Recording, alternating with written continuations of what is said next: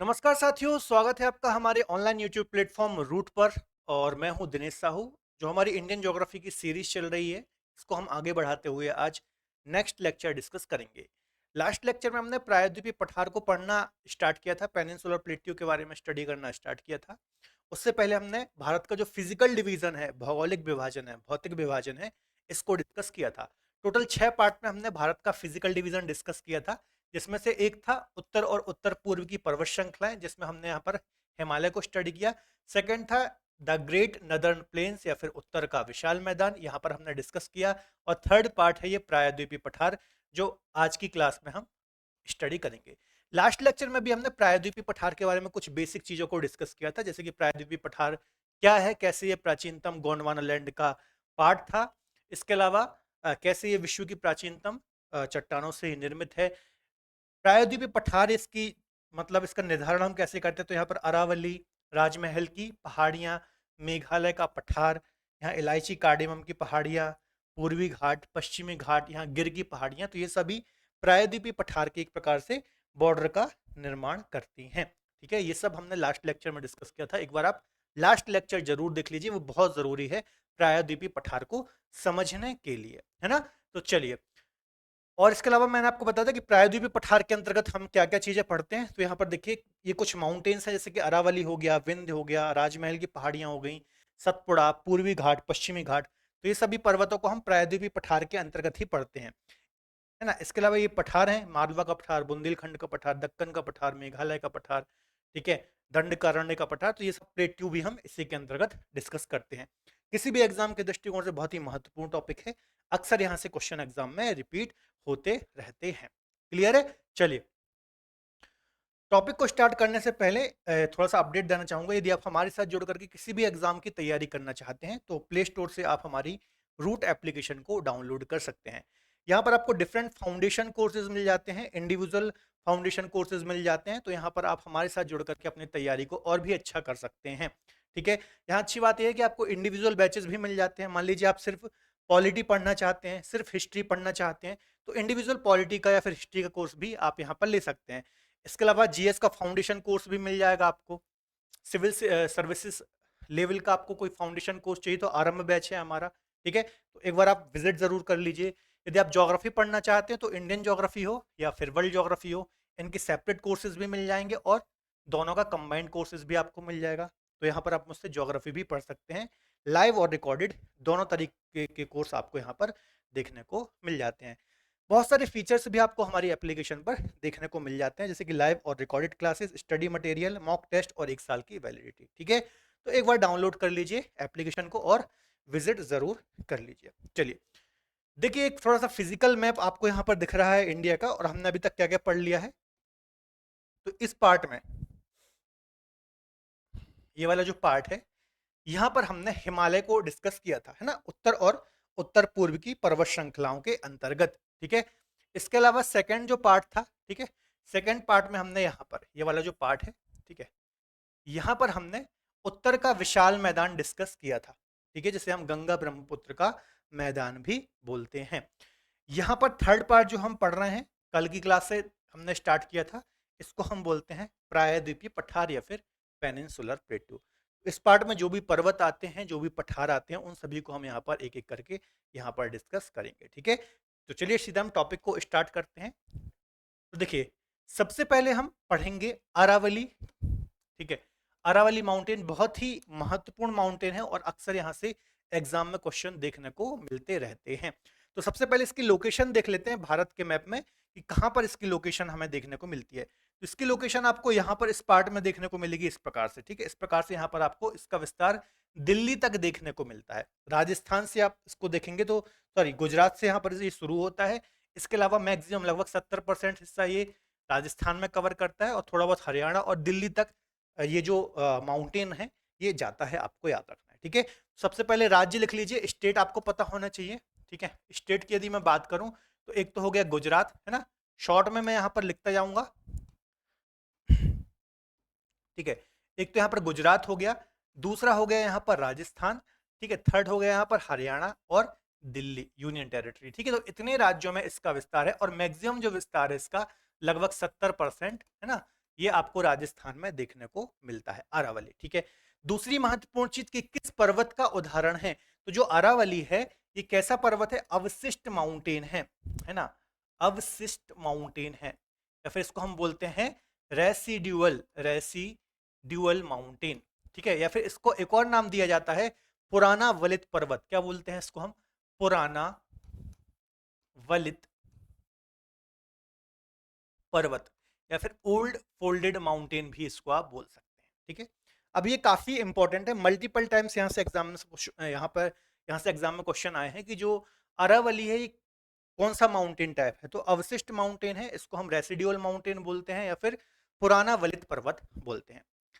अब ये होता क्या है, तो देखिए ये प्राचीन, ये इतना पुराना है कि इसको अब सबसे पहले समझ लीजिए कि अवशिष्ट पर्वत क्या होता है। ठीक है, अवशिष्ट पर्वत ये होता है, अवशिष्ट मतलब नाम से ही समझ में आ रहा है कि बचा हुआ पार्ट, है ना। बचा हुआ पार्ट का मतलब क्या है कि ये इतना पुराना हो गया है, विश्व का सबसे प्राचीनतम पर्वत है, तो चूंकि ये इतना पुराना हो गया तो समय के साथ वर्षा के जल के द्वारा, हवा के द्वारा, अन्य रासायनिक अभिक्रियाएं चलती रहती हैं, तो उसके द्वारा इसका अपक्षय अपर्दन कर दिया गया है, इसका क्षरण हो गया है। ठीक है, तो इसकी जो हाइट है वो भी कम हो चुकी है क्षरण के कारण, कहीं कहीं पर तो ये माउंटेन दिखाई भी नहीं देता, तो इसको ही हम बोलते हैं अवशिष्ट माउंटेन। अब प्राचीन समय में जब ये बना था तो वलित पर्वत था, फोल्डेड माउंटेन था, है ना, तो इसकी हाइट भी ज्यादा होगी, लेकिन समय के साथ इसका क्षरण हो गया, इस कारण से इसको हम पुराना वलित पर्वत बोलते हैं। ठीक है, और ये विश्व की प्राचीनतम चट्टानों से बना है, जब पृथ्वी का निर्माण हुआ था उसी समय इसका भी निर्माण हुआ था, ये बात आपको याद रखनी है। क्लियर है, तो इतना याद रखिएगा, काफी ज्यादा महत्वपूर्ण है। एक मिनट रुकेगा। ठीक है, चलिए आगे डिस्कस करते हैं। अगला पॉइंट जो कि वनडे एग्जाम के दृष्टिकोण से काफी महत्वपूर्ण है। ठीक है, इसकी जो सबसे ऊंची चोटी है वो कौन सी है, तो गुरु शिखर, है ना। पीसीएस और वनडे एग्जाम के दृष्टिकोण से महत्वपूर्ण होती है, 1722 मीटर, है ना। जो गुरु शिखर है इसकी सबसे ऊंची चोटी है ना, क्या नाम है इसका, गुरु शिखर, याद रखिएगा, अरावली की सबसे ऊंची चोटी है, 1722 मीटर इसकी ऊंचाई है, कहां पर, राजस्थान राज्य में ही ये देखने को मिलती है। अगला जो महत्वपूर्ण पॉइंट है, अब देखिए ये जो अरावली माउंटेन है ना, इसका जो विस्तार है दिल्ली तक है, दिल्ली हमारी राष्ट्रीय राजधानी है, और आपको पता होगा राष्ट्रपति भवन, जो राष्ट्रपति भवन है, प्रेसिडेंट हाउस है, ठीक है, वो अरावली का ही विस्तार है दिल्ली में, रायसीना हिल्स, रायसीना हिल्स किसका विस्तार है, अरावली का ही विस्तार है, और यहां पर ही राष्ट्रपति भवन बना हुआ है, आपको याद रखना है। कई बार यहां से क्वेश्चन आया है कि जो राष्ट्रपति भवन है वो कौन सी पहाड़ियों पर बना हुआ है, तो रायसीना हिल्स जो कि अरावली का ही दिल्ली में विस्तार है, इस पर ये अवस्थित है, आपको याद रखना है, काफी महत्वपूर्ण है। ठीक है, इसके अलावा प्री कैम्ब्रियन जो पीरियड था, ठीक है, हमारी पृथ्वी का सबसे पुराना पीरियड एक प्रकार से कहा जाता है, तो उस समय ही इसका निर्माण हुआ था। इसके अलावा वनास हो गई, है ना, लूनी हो गई, साबरमती हो गई, ठीक है, ये कुछ नदियां हैं जो कि यहाँ से निकलती है। ठीक है, तो ये बात भी आपको याद रखना है, मैं नदियां भी लिख देता हूँ, बनास, बनास, लूनी, ये दो लिख लीजिए। ये नदियां जो हैं ये यहाँ से ही इनका उद्गम होता है, तो ये कुछ अन्य तथ्य भी आपको याद रखने काफी महत्वपूर्ण है, तो बहुत ही महत्वपूर्ण है। इसके अलावा दिलवाड़ा का जो जैन मंदिर है, ठीक है, माउंट आबू के निकट, यहाँ पर ही आपको आसपास देखने को मिलता है, तो ये पॉइंट भी आप एक नोट डाउन कर लेना। ठीक है, तो इतने पॉइंट याद रखिएगा, और इसी से, है ना, मैंने आपको बताया था लास्ट क्लास में, जो प्रायद्वीपीय पठार है ना, यहाँ से ही इसकी ये वाली सीमा का निर्धारण होता है, यहाँ से ही इस प्रकार से पूरा ये प्रायद्वीपीय पठार हमें देखने को मिलता है। यहाँ पर अरावली है, ठीक है, यहाँ पर, सॉरी, यहाँ पर आप यदि देखेंगे, ठीक है, यहाँ पर यदि आप देखेंगे तो राजमहल की पहाड़ियाँ हैं, ठीक है, राजमहल हिल्स हैं, यहाँ गारो खासी जयंतिया मेघालय का पठार है, ठीक है, यहाँ इलायची कार्डेमम की पहाड़ियाँ हैं, गिर वगैरह की पहाड़ियाँ हैं, तो एक प्रकार से प्रायद्वीपीय पठार की जो ये पूरी बॉर्डर है इसका निर्माण अरावली से ही यहाँ पर हमें देखने को मिलता है। तो इतने पॉइंट याद रखिएगा, महत्वपूर्ण है। एक बार हम रिवीजन कर लेते हैं। सबसे पहली बात, गुजरात, राजस्थान, हरियाणा और दिल्ली में जो रायसीना हिल्स है इसका विस्तार हमें देखने को मिलता है। गुरु शिखर 1722 मीटर इसकी सबसे ऊंची चोटी है। अवशिष्ट रेसिडुअल माउंटेन का एग्जाम्पल है, या फिर पुराना वलित पर्वत है, ठीक है। रायसीना हिल्स जो कि इसका ही दिल्ली में विस्तार है, यहाँ पर राष्ट्रपति भवन देखने को मिलता है। बनास नदी, लूनी नदी इसी की सहायक नदियां हैं, ठीक है, तो ये सारे पॉइंट याद रखिएगा, महत्वपूर्ण है। चलिए नेक्स्ट है विंध्याचल रेंज या फिर विंध्य रेंज। ठीक है, विंध्य रेंज को बच्चों यदि आप देखोगे तो कुछ इस प्रकार से आपको यहाँ पर देखने को ये मिलती हैं, है ना। इस प्रकार से यहाँ पर आपको इसका विस्तार देखने को मिलता है। ठीक है, एग्जैक्ट लोकेशन नहीं है लेकिन एक अंदाज से मैं आपको बता रहा हूँ, इस जगह पर इसका हमें विस्तार देखने को मिलता है विंध्य रेंज का। ठीक है, क्या नाम है, विंध्याचल या फिर विंध्य, आपको याद रखना कहाँ कहाँ पर देखने को मिलता है। तो एमपी, यूपी, बिहार तक ये जाती है, याद रखना एमपी, यूपी, बिहार और झारखंड में भी इसका विस्तार हमें देखने को मिलता है। क्या नाम है, विंध्य रेंज। अभी किस माउंटेन का एग्जाम्पल है, तो इसको आप लिख सकते हैं स्कार्पमेंट, है ना। स्कार्पमेंट माउंटेन का ये एग्जाम्पल है, आपको याद रखना है ना। स्कार्पमेंट क्या होता है, आप थोड़ा जरा समझिए। ठीक है, जो हमारी बच्चों प्रायद्वीपीय पठार है ना, मतलब आप यदि देखेंगे तो जो हमारी इंडियन प्लेट थी, फिर जो हमारा प्रायद्वीपीय पठार है, एक मिनट रुकिएगा। ठीक है, ठीक है, कुछ इस प्रकार से था। ठीक है, यहाँ पर ये अरावली वाला हिस्सा हो गया, यहाँ पर ये गारो खासी जयंतिया राजमहल की पहाड़ियाँ, और यहाँ पर आप देखेंगे इसी हिस्से में आपको ये विंध्याचल रेंज देखने को मिलेगी। ठीक है, तो ये विंध्य कगार हो गया। यहाँ पर यदि आप देखेंगे तो यहाँ पर आपको पश्चिमी घाट या फिर वेस्टर्न घाट देखने को मिलता है। ठीक है, पश्चिमी घाट, और यहाँ पर आपको पूर्वी घाट देखने को मिलता है। तो ये जो अफ्रीका से टूटी हुई प्लेट है ना, वही हिस्सा है। जैसे वेस्टर्न घाट है तो उसको हम कगारी पर्वत भी बोलते हैं, स्कार्पमेंट माउंटेन भी बोलते हैं। तो ये वेस्टर्न घाट का कगार है, ये विंध्य कगार है। क्या है, ये विंध्य कगार है। उसी प्रकार से ईस्टर्न घाट का कगार है। ठीक है, तो ये याद रखना, ये वही बॉर्डर है, आपको याद रखना है। यहाँ पर जो आपको विंध्य पर्वत देखने को इस प्रकार से यहाँ पर मिलता है। इसके अलावा यदि आप विंध्य पर्वत देखेंगे तो भारत के बिल्कुल बीचों बीच देखने को मिलता है। ठीक है, तो बिल्कुल सेंट्रल इंडिया में ये देखने को मिलता है, और उत्तर भारत को दक्षिण भारत से एक प्रकार से अलग भी ये करता है, आपको याद रखना है। ठीक है, चलिए, तो ये कुछ पॉइंट याद रखिएगा जो मैंने आपको बताया कि कगारी माउंटेन या फिर स्कार्पमेंट माउंटेन का ये एग्जाम्पल है। इसके अलावा इसकी जो महत्वपूर्ण रेंज है, तो ये देख लीजिए, यहाँ पर सबसे पहले आपको विंध्य देखने को मिलेगी, है ना, विंध्य। फिर यहाँ पर आपको भांडेर की पहाड़ियां देखने को मिलेंगी इस प्रकार से। ठीक है, और यहाँ पर आपको कैमूर की पहाड़ियां देखने को मिलेंगी। तो इसके तीन विस्तार हैं इस प्रकार से, विंध्य, भांडेर और कैमूर। ठीक है, ये आप याद कर सकते हैं, विंध्य, भांडेर और कैमूर। ठीक है, इसकी तीन एक्सटेंशन है या फिर तीन रेंजेस हैं। ठीक है, इसको हम संपूर्ण को क्या बोलते हैं, विंध्य माउंटेन। ठीक है, ये आपको याद रखना। इसकी जो सबसे ऊंची चोटी है ये सद्भावना शिखर है। ठीक है, सद्भावना शिखर है, आपको याद रखना, जो कि दमोह मध्य प्रदेश के अंतर्गत देखने को मिलती है। ये बात आपको याद रखना है। और माउंटेन टाइप मैंने आपको बता दिया, है ना, स्कार्पमेंट, है ना, स्कार्पमेंट माउंटेन या फिर कगारी पर्वत भी आप इसको बोल सकते हैं। ठीक है, यहां से ही एक प्रकार से प्रायद्वीपीय पठार हमारा शुरू होता है, आपको याद रखना है। इसके उत्तर में आप देखेंगे तो यहाँ पर उत्तर का विशाल मैदान आपको देखने को मिलेगा। ठीक है, तो ये सारे पॉइंट याद रखना है, उत्तर भारत को दक्षिण भारत से सेपरेट करता है। ठीक है, तो ये जितने भी पॉइंट मैंने आपको बताए हैं याद रखिएगा। ठीक है, इतने ही इंपॉर्टेंट है, ज्यादा डिटेल में आपको यहाँ पर नहीं पढ़ना है। ठीक है, नेक्स्ट देख लेते हैं सतपुड़ा। क्लियर है, सतपुड़ा ये भी बहुत इंपॉर्टेंट माउंटेन है। ये आपको यहाँ पर जो मध्य प्रदेश है इसके दक्षिण में आपको इस प्रकार से ये देखने को मिलता है। ठीक है, यहाँ पर इस प्रकार से। ठीक है, सतपुड़ा। अब सतपुड़ा बहुत इंपॉर्टेंट है, इसमें भी आपको तीन श्रेणियां इस प्रकार से देखने को मिलेंगी, ये इस प्रकार से। ठीक है, एक तो है यहाँ पर राजपीपला श्रेणी। ठीक है, राजपीपला श्रेणी, है ना। एक आपको यहाँ पर देखने को मिलेगी महादेव श्रेणी। ठीक है, महादेव श्रेणी। और एक यहाँ पर आपको देखने को मिलेगी मेकाल श्रेणी। ठीक है, अब ये जो मेकाल श्रेणी है यहाँ से एग्जाम में बहुत क्वेश्चन बनते हैं। उसका रीजन है कि यहाँ पर आपको एक अमरकंटक प्लेट्यू भी देखने को मिलता है। ठीक है, यहाँ पर आपको अमरकंटक, अमरकंटक प्लेट्यू भी देखने को मिलता है, अमरकंटक पठार देखने को मिलता है। और यहाँ से आपको एक नदी निकलती हुई दिखाई देगी इस प्रकार से। ठीक है, ये इसको हम बोलते हैं नर्मदा। एक यहाँ पर इस प्रकार से निकलती हुई दिखाई देगी, इसको हम बोलते हैं सोन, जो कि गंगा रिवर सिस्टम का हिस्सा है। ठीक है, जो ये मेघाल श्रेणी से ही निकलती हैं, आपको याद रखना है। अनूपपुर एक डिस्ट्रिक्ट है उसके पास से, मध्य प्रदेश का, तो यहाँ से ही ये निकलती हुई दिखाई देती हैं। ठीक है, तो याद रखिएगा, राजपीपला, महादेव, मेकाल, राजपीपला, महादेव, मेकाल, ये पश्चिम से पूर्व की ओर एक्सटेंशन है इन रेंजेस का।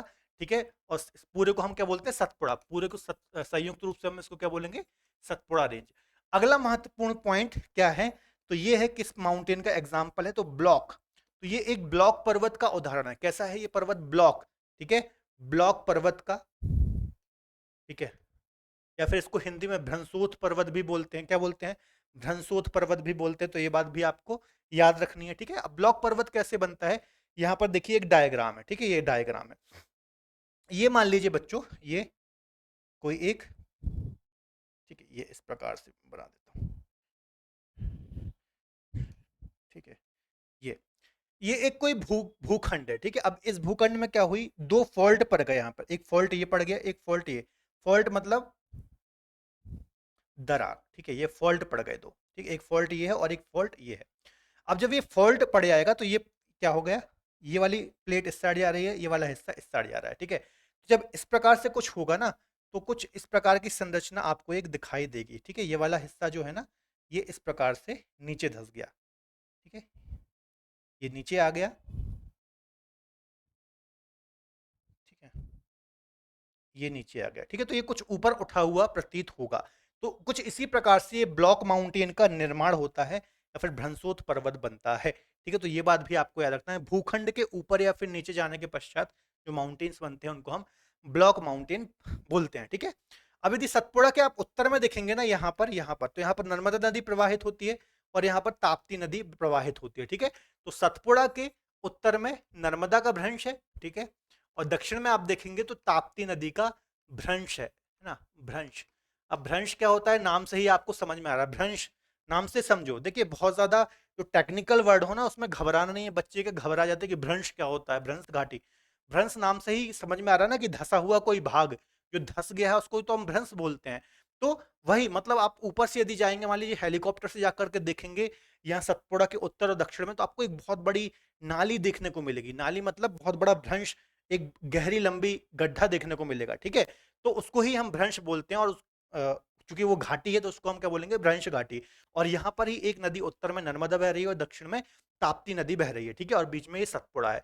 तो एग्जाम में कई बार क्वेश्चन आया है कि किन भ्रंशों या फिर किन भ्रंश घाटियों के बीच में सतपुड़ा है, या फिर सतपुड़ा के उत्तर में कौन सी भ्रंश घाटी है या फिर दक्षिण में कौन सी भ्रंश घाटी है।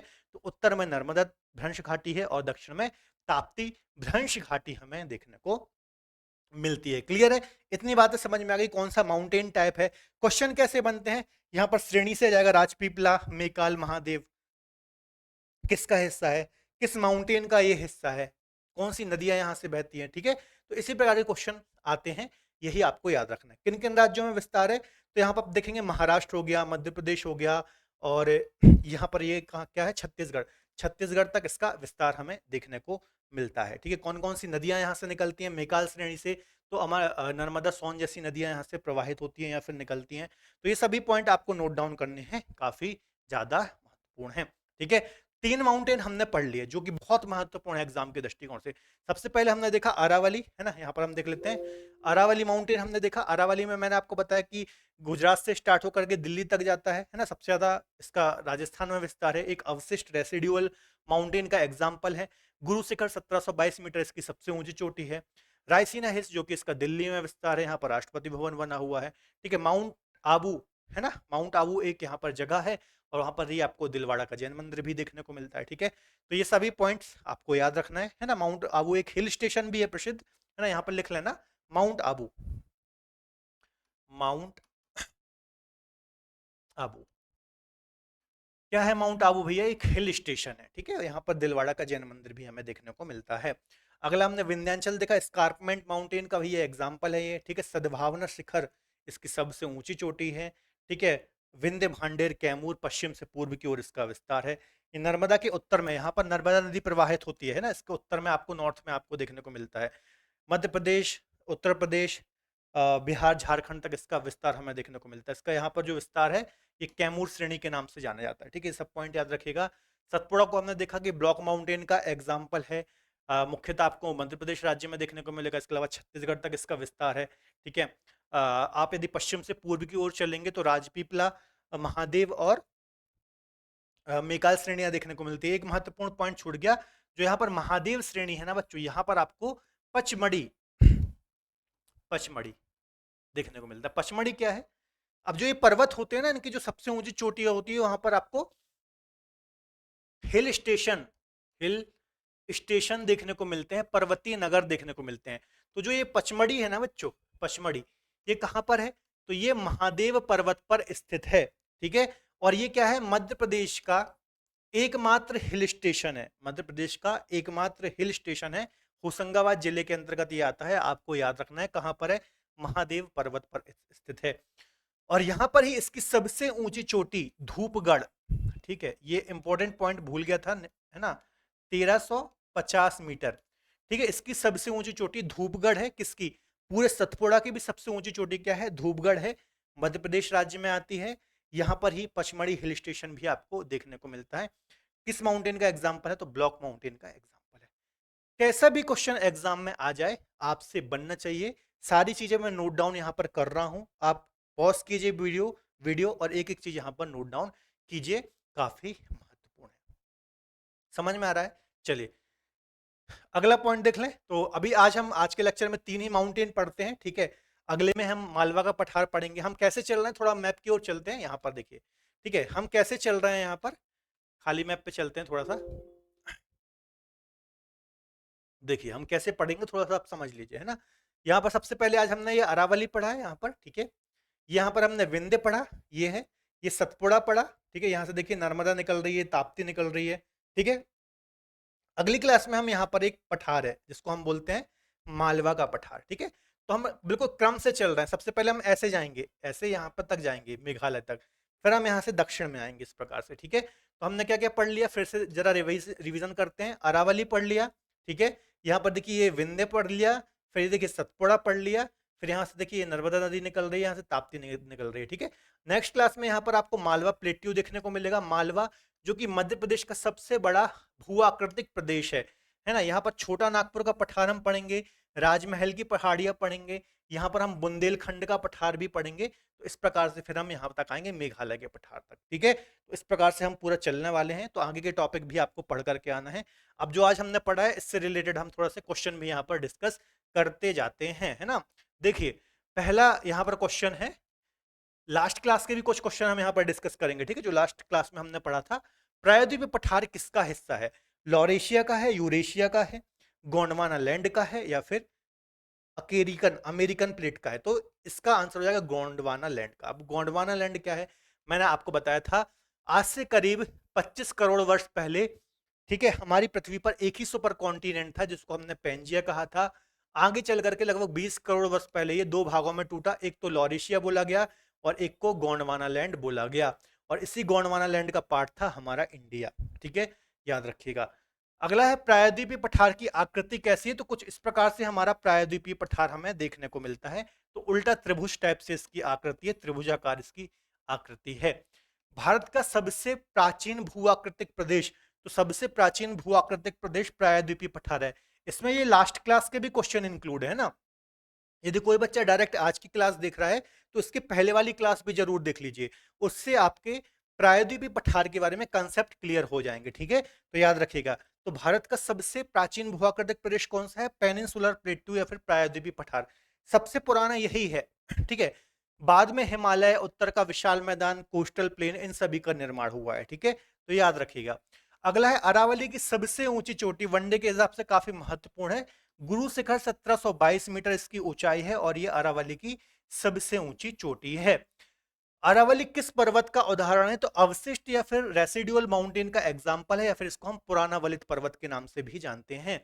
इनमें से कौन सा विंध्याचल का हिस्सा है? तो विंध्य भांडेर इसका हिस्सा है, इसके अलावा कैमूर भी इसका हिस्सा है। तो इसका सही आंसर हो जाएगा 1 और 4, ठीक है। जबकि राजपीपला और महादेव ये सतपुड़ा का हिस्सा है, ठीक है। सतपुड़ा का मैंने आपको बताया था, राजपीपला, मेकाल और महादेव ये सतपुड़ा के अंतर्गत आती हैं। सतपुड़ा का हिस्सा नहीं है, राजपीपला भी है, महादेव भी है, मेकाल भी है, ठीक है। तो तीनों, इसका आंसर हो जाएगा उपरोक्त सभी, ऑल ऑफ द अबव, ठीक है। धूपगढ़ की ऊंचाई है, ये एक हिल स्टेशन है मध्य प्रदेश का, मतलब सॉरी पचमढ़ी यहाँ पर हिल स्टेशन है, और इस सबसे ऊंची चोटी है सतपुड़ा की या फिर महादेव पर्वत की। तो 1350 मीटर इसकी ऊंचाई है, आपको याद रखना है, ठीक है। नेक्स्ट देख लेते हैं, सतपुड़ा किस पर्वत का उदाहरण है? तो एक यह है जो सतपुड़ा है ये ब्लॉक माउंटेन का एग्जाम्पल है। ठीक है, अवशिष्ट की बात आ जाए तो अरावली। ठीक है, वलित की यदि बात आ जाए, ठीक है, वलित किया जाए तो हिमालय को आप रख सकते हैं। ठीक है, इसके अलावा यहाँ भ्रंशोद लिखा है ना, तो बच्चों यहाँ कंफ्यूज नहीं होना, ब्लॉक को ही हम भ्रंशोद भी बोलते हैं, हालांकि यहाँ पर थोड़ा सा गलत लिखा हुआ है, भ्रंशोद माउंटेन ब्लॉक को ही बोलते हैं। ठीक है, तो यहाँ पर भ्रंशोद भी आप आ सकता है ऑप्शन में, यहाँ पर ये गलत हो गया है, लिखा लिखा भी गलत है। ठीक है, तो भ्रंशोद माउंटेन ब्लॉक माउंटेन को ही बोलते हैं हिंदी में, तो ये बात थोड़ा सा आप दिमाग में रख लेना। ठीक है, इस प्रकार से कुछ ये बनता है, मैंने आपको बताया था। ठीक है, तो ये आज हमने प्रायद्वीपीय पठार के अंतर्गत 3 महत्वपूर्ण जो माउंटेन रेंजेस हैं, अरावली, सतपुड़ा और विंध्याचल, इनके बारे में डिस्कस किया है। महत्वपूर्ण फैक्ट्स मैंने आपको बताए हैं। आई थिंक आपको चीजें समझ में आई होंगी। आज की क्लास हम यहाँ तक ही रखेंगे। नेक्स्ट क्लास में आगे के जो प्लेट्यूज हैं, जैसे कि मालवा प्लेट्यू, छोटा नागपुर प्लेट्यू, राजमहल की पहाड़ियाँ, इसके अलावा मेघालय प्लेट्यू तक हम नेक्स्ट क्लास में पढ़ेंगे, तो उतना कुछ आप पढ़ करके आना। तो आज की क्लास यहाँ तक ही रखते हैं। वीडियो कैसा लगा आप कमेंट बॉक्स में जरूर बताइए। मिलेंगे अगले बेहतर लेक्चर में, तब तक अपना ख्याल रखिए, पढ़ते रहिए। बाय बाय, टेक केयर, जय हिंद।